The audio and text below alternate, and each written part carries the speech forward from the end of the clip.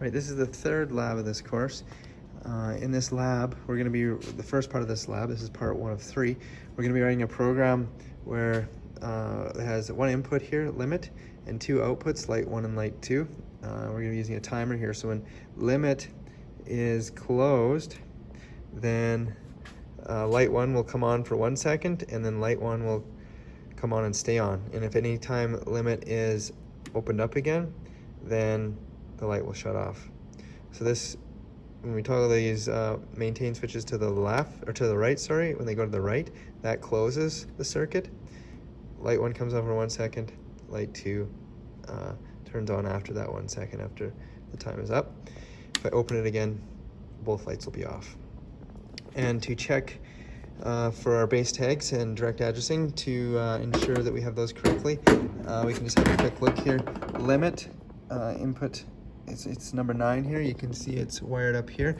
And if we just look up here on our discrete inputs, we only have the one device connected, and it's on terminal 1. So that tells you which bit number to assign that to. And then our outputs here, the first one, number 1, which is light 1 there, you can see. Light 1 is ran to terminal 1 up here, so we can figure out what bit number that is for the output card. And then the other one is on terminal 3 for light 2. All right, so that should give you enough information for completing the first part. So in the second part of this lab, we have 3 inputs: start, reset, and stop. And then we have the 3 outputs: service and motor.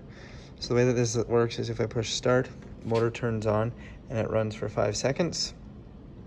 And then after those 5 seconds, it shuts off. If I push start again, if I push stop, it shuts off. So it's ran for 2 times, or 2 cycles.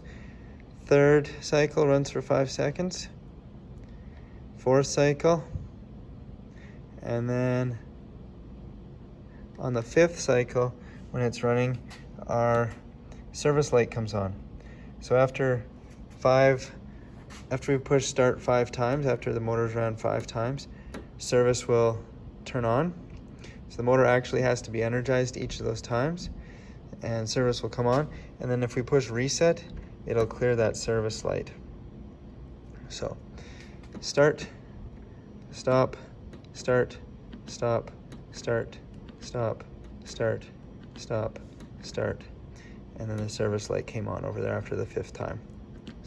And we can stop the motor and push reset, and that will clear the service light here. So using timers and counters, we should be able to write a program that will perform this logic here in ladder diagram. And also just to show you which bit numbers are being used for these inputs here: start, reset, and stop. Start is going to terminal 1 here, and reset is going to terminal 2, and stop is going to terminal 3. And just note the normally closed, normally open switches that we're using here. And for service and motor, service is wired up to, let's just trace this out again.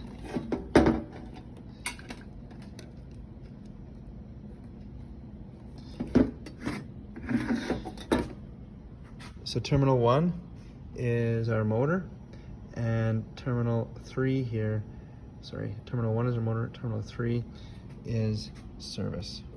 All right, this is the third program here that we're gonna be writing for this lab, third and final program. If I push the start button, a horn comes on.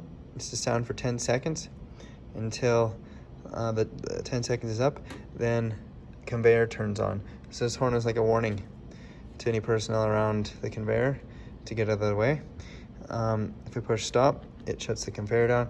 If I push start and then I push stop right away, it shuts the horn off as well. So there's 2 inputs, 2 outputs, and start is going to terminal 1 here, and stop is going to terminal 5 here. I have another input wired up here I'm not using right now, but this is start and stop. So take note of that when you're setting up your base or direct tags in the program.